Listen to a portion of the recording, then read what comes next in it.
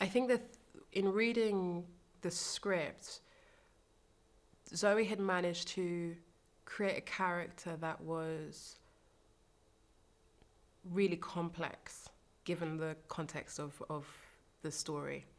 Um, I'm a big fan. She's a really big fan of genre films, and so kind of exploring this idea of power and power dynamics within the scope of a private island and a billionaire, and it was really special. So for me, the character really spoke to me, and it was someone I felt like I already knew.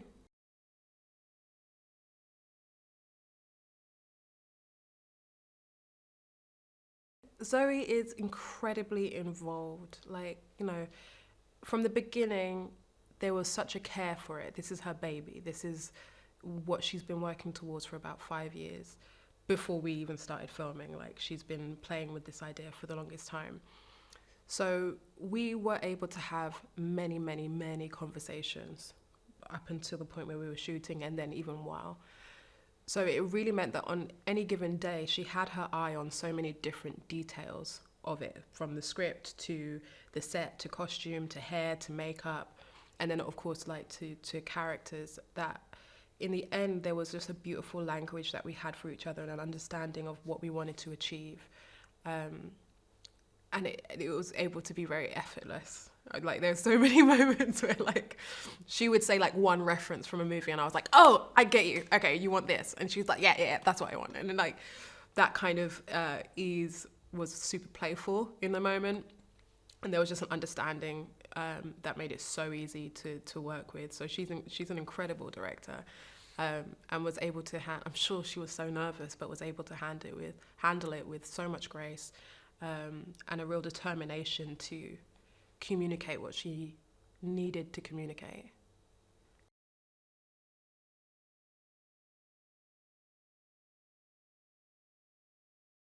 This is a story about power. Like, this is about the different ways that people manipulate power, use power, want power, have power, don't have power. Like, that was the main theme, but really that can be transposed into many different ideas of what it is to have power or to not have power, and what we do with it. Um, that was probably the biggest theme for me, and this idea of like desire, what people want, whether you should want it, whether you shouldn't. Um, Following that impulse of desire was an interesting thing, especially from Frida's perspective along this journey.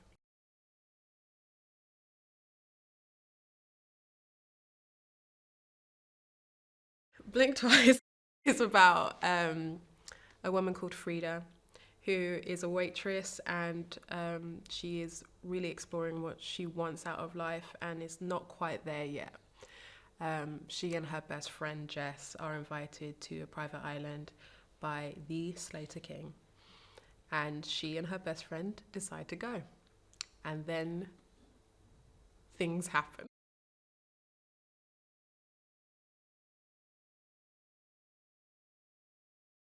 Frida to me is, she's young, and she's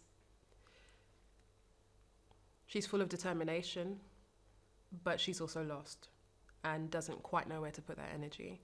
Um, I think a lot of us have been in that situation where we think what we want is actually what we want.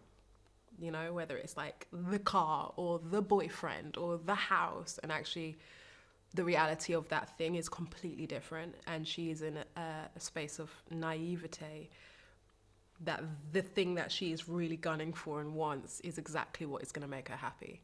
And I think on this journey, she figures out that she was incorrect.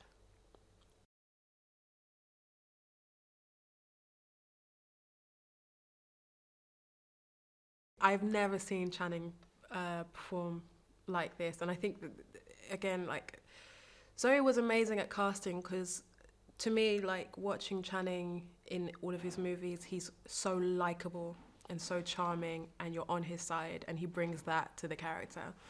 Obviously, there's this other side that we're not used to seeing Channing perform, like a darker, much darker energy. But because it's Channing, he's able to grapple with both of those sides. And I think through seeing him as Slater King, you can understand why someone would, if they were invited to a private island by Slater King, would be like, yeah, great, I'm totally going.